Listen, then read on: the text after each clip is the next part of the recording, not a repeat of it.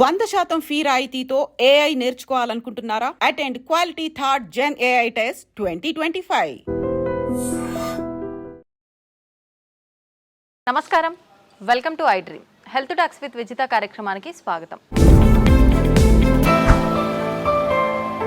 ప్రస్తుతం మనతో పాటు ఉన్నారు general consultant doctor V Aditya Ranganath గారు. ఇప్పుడు వారితో మాట్లాడేద్దాం. నమస్తే అండి. నమస్తే అండి. అయితే చాలా మందిలో కాళ్ళు చేతులు తిమ్మిర్లు రావటము, నరాల బలహీనత అని చెప్తూ ఉంటారు.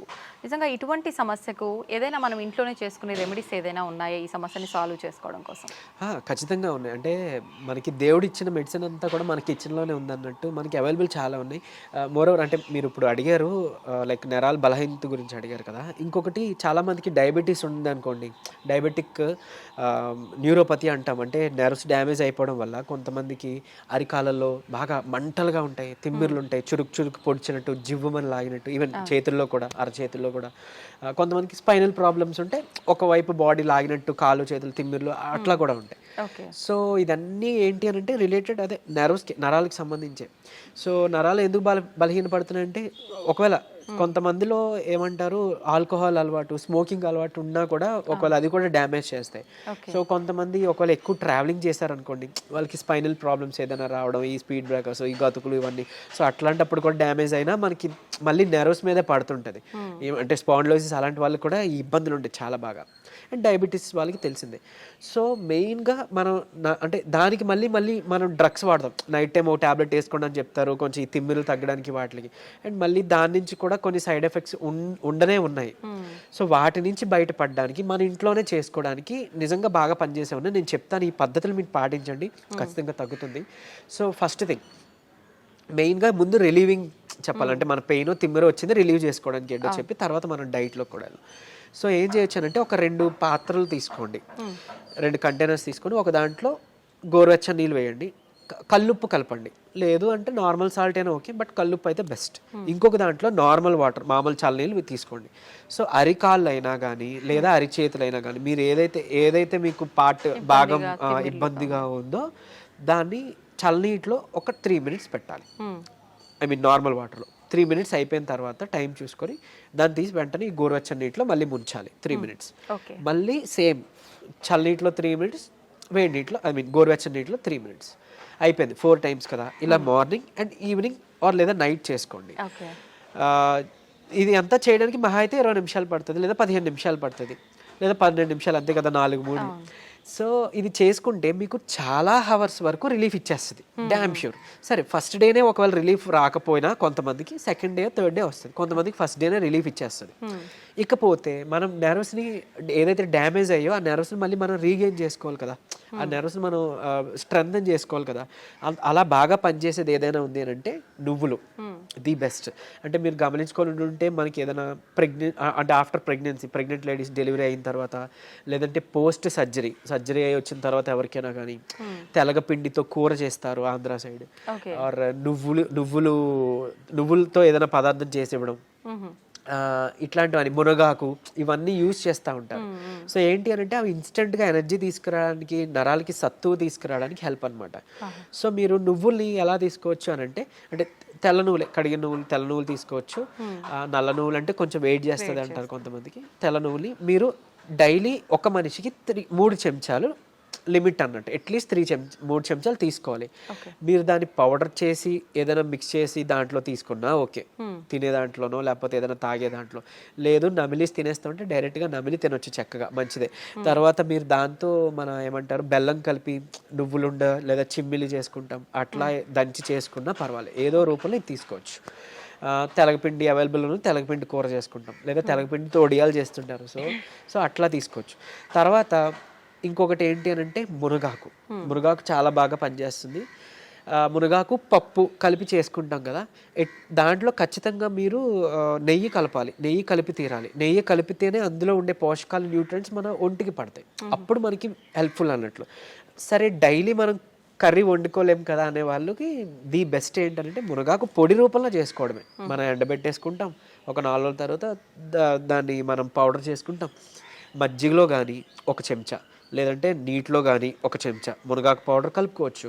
లేదంటే మొదటి ముద్దకే మనం మునగాకు పౌడర్ కలిపి చక్కగా నెయ్యి వేసుకొని ఒక 2 చెంచాల కలిపి తీసుకోవచ్చు. ఇవన్నీ కూడా మనకి నరాలకి తర్వాత బోన్స్కి స్ట్రెంత్ ఇస్తాయి. ఇవన్నీ కూడా అంటే మెయిన్గా ఇవన్నీ నరాలు సత్తువకి తీసుకురావడానికి ది బెస్ట్ అన్నట్టు. అండ్ ఇంకోటి ఒకవేళ ఎక్స్టర్నల్గా అంటే మనకి పెయిన్స్ ఉన్నాయి, నెర్వ్ పెయిన్స్ ఉన్నాయి, ఎక్స్టర్నల్గా మనం దాన్ని రిలీవ్ అవ్వాలి అని అంటే ఏం లేదు, ఇప్పుడు మనం లవంగాలు ఉంటాయి కదండి, లవంగాలు ఒక 2, 3, 4 తీసుకొని కొబ్బరి నూనెలోనో లేదంటే నువ్వుల నూనె ఇంకా బాగా పనిచేస్తుంది, నువ్వుల నూనెలో వేసి మనం బాగా కొంచెం లైట్గా అంటే లైట్ లో ఫ్లేమ్లో మరిగించేసి దాన్ని ఎక్స్టర్నల్గా మనం అప్లై చేసుకోవచ్చు. లేదు అని అంటే నువ్వుల నూనె కానీ కొబ్బరి నూనె కానీ, నువ్వుల నూనె ది బెస్ట్ అండి. మనకి నరాలకి సంబంధించిన ఏమైనా ఇబ్బంది ఉంటుంటే నువ్వుల నూనె తీసుకొని ఒక 4 చుక్కలు రాత్రిపూట పడుకునేటప్పుడు బొడ్లో వేసుకోండి. ఆయిల్ నావలింగ్ అంటాం. సో బొడ్లో వేసుకొని జస్ట్ ఒక 2 మినిట్స్ అలా మసాజ్ చేసి మీరు పడుకోవచ్చు. సో బాడీలో ఉన్న నర్వ్స్ అన్నీ కూడా రిలాక్సింగ్ అవుతాయి అనమాట. ఆ పెయిన్స్ వాటివన్నీ తగ్గించి మీకు నిద్ర బాగా పడుతుంది. అండ్ ఎక్స్టర్నల్గా పెయిన్స్ ఎక్కడైనా ఉంటే ఇదే నువ్వుల నూనెలో కొంచెం కర్పూరం బిళ్ళ మనం హారతికి వాడేది, ఆ కర్పూరం ఒక 2 బిళ్ళల్ని మనం పొడిలా చేసేసి వేసేసి కలిపేసి చక్కగా రాసుకోండి. ఎక్కడైనా కానీ పెయిన్స్ ఎక్కడైనా రాసి మసాజ్ చేసుకోవచ్చు. నువ్వుల నూనె దొరకకపోతే కొబ్బరి నూనె ఇలా చేసుకుంటే ఎక్స్టర్నల్గా పెయిన్స్ రిలీవ్ అవుతాయి. ఇంటర్నల్గా ఈ డైట్తో మనకి నరాలు సత్తు బాగా పెరుగుతుంది అనమాట. అంత బాగా యూజ్ అవుతుంది ఇది. ఓకే.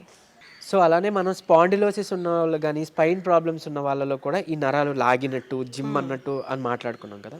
అంటే కొంతమందికి ఒక సైడ్ ఉంటుంది, పాపం కొంతమందికి 2 సైడ్ కూడా ఉంటుంది. సో అయితే ఇక్కడ ఒక చిన్న టిప్ ఏంటి అని అంటే అలాంటి వాళ్ళకి అంటే చిన్న ఎగ్జైట్ అంటే బాడీలో ఒక చిన్నది ఏదైనా స్టిమ్యులస్ వచ్చినా కూడా వాళ్ళకి కరెంట్ షాక్లా అనిపిస్తుంటుంది అనమాట. సో అలాంటి వాళ్ళకి వాటర్ తాగే పద్ధతి ఒకటి ఉంది. సో ఏం చేస్తారు అంటే మామూలుగా మనకి దాహం వేసినప్పుడు యూజువల్లీ మనం అలా పైకెత్తేసి గట్టగట్ట తాగేస్తాం కదా. నార్మల్గానే అది కరెక్ట్ పద్ధతి కాదు, మనకి తెలియదు కాబట్టి మనం అలా తాగేస్తున్నాం. కూర్చొని నిదానంగా జస్ట్ ఎక్కడో అక్కడ చైర్ ఆర్ సమ్వేర్ ఎక్కడో అక్కడ కూర్చొని ఏమంటారు సిప్ బై సిప్ అంటే కొంచెం మనం వాటర్ వేసుకొని అది బాగా నమిలి అంటే మనం ఏమంటాం వాటర్ నములుతూ ఉంటాం కదా, అలా నెమ్మదిగా సిప్ బై సిప్ తాగితే కనుక మన బాడీలో వాటర్ కరెక్ట్గా అబ్జర్బ్ అవుతుంది.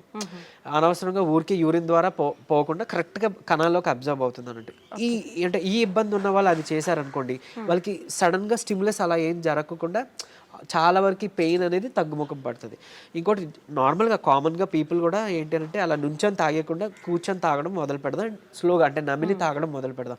దీనివల్ల ఏంటి అని అంటే ఇప్పుడు యూజువల్లీ మనం ఎక్కువ తాగామనుకోండి వాటర్, బాడీకి కావాల్సినంత కన్నా ఎక్సెస్ ఏదైతే మిగిలిపోయిందో అది త్రూ యూరిన్ బయటికి పోతుంది. అండ్ మోర్ ఓవర్ సరే ఓన్లీ వాటరే పోతుందా అంటే పెద్ద మనం బాధపడాల్సిన పని లేదు. బట్ కాకపోతే మన ఎలక్ట్రోలైట్స్ ఏవైతే బాడీలో ఉన్నాయో అవి కూడా పోతాయి యూరిన్ ద్వారా. సో అందుకని మనకి నీరసం వస్తుంది, బీపీ లో అయిపోయినట్టు అనిపిస్తుంది. సో ఇట్లాంటి ఇబ్బందులు ఉన్నాయి. సో ఏదైనా అతివృష్టి అనావృష్టి అంటారు కదా, మంచిది కాదు అని అన్నట్లు. సో అందుకే ఈ పద్ధతిలో తీసుకున్నాం అనుకోండి కొంచెం మన బాడీకి హెల్త్ బాగుంటుంది. అండ్ ఈవెన్ పొద్దున్న లేచిన వెంటనే 1 లీటర్ వాటర్ తాగి అలవాటు చేసుకొని ఒక 1 అవర్ తర్వాత మళ్ళీ 1 లీటర్ వాటర్ తాగి ఇంకా అక్కడతో అయిపోయింది. మిగిలిన టైం అంతా డే నుంచి నైట్ వరకు కూడా మీకు దాహం వేస్తేనే తాగండి. ఒక గ్లాస్ వాటర్ ఎంతో, ఎక్కువ తాగాల్సిన పని లేదు. అంటే ఎక్కువ వాటర్ తాగితే మనకి మంచిదని విన్నాం కదా, ఆ ఎక్కువ తాగేది ఇలా తాగమని, అంతేగాని తాగిన ప్రతిసారి ఎక్కువ తాగడం అది మంచి పద్ధతి కాదు. దాదాపు 4 నుంచి 5 లీటర్లు తాగాలి అంటుంటారు కదా సార్. అలా ఏం లేదండి, అంటే 3.5 లీటర్ 4 లీటర్ సరిపోతుంది. మన ఈ పద్ధతిలో తాగితే అంతే వస్తుంది. కొంతమంది అంటే వర్క్ బిజీలో పడు ఇంకేదో ధ్యాసలోనో వాటర్ తాగాలని మర్చిపోయి నిజానికి నేను విన్న కేసెస్ అట్లీస్ట్ ఒక 1.5 లీటర్ 1 లీటర్ కూడా తాగట్లేదంట డే అంతా. సో అట్లా ఉంటే చాలా ప్రమాదం. మన బాడీ అసలు మెటబాలిజం సరిగ్గా జరగదు, వెయిట్ గెయిన్ అయిపోతారు, మన కిడ్నీస్ మీద ఓవర్లోడ్ పడిపోతుంటుంది. సో అది మంచి పద్ధతి కాదు. అందుకే అట్లీస్ట్ పొద్దున్న లేవగానే 1 లీటర్ వాటర్ తాగడం అలవాటు చేసి మళ్ళీ 1 అవర్ తర్వాత 1 లీటర్ వాటర్ తాగడం అలవాటు చేస్తే మన బౌల్ మూమెంట్ కూడా బాగా జరుగుతుంది. ఏమంటారు టాక్సిన్స్ అన్నీ కూడా మన మలం ద్వారానే పోవాలి. మన గట్ క్లియర్ అయిపోయింది అనుకోండి, మన కాలన్ మన గట్ క్లియర్ అయింది అనుకోండి, అందులోంచి ఆల్మోస్ట్ 90% ఆఫ్ టాక్సిన్స్ పోతాయి. అక్కడే 95% ఆఫ్ రోగాలు పోతాయి, దోషాలన్నీ పోతాయి. సో అది క్లియర్ చేసుకోలేకపోతున్నాం కాబట్టి ఇబ్బందులు అన్నీ వస్తాయి. సో ఈ పద్ధతి పాటిస్తే ఓవరాల్ అంతా బాగుంటుందండి. ఓకే, థ్యాంక్ యూ అండి, థ్యాంక్ యూ వెరీ మచ్.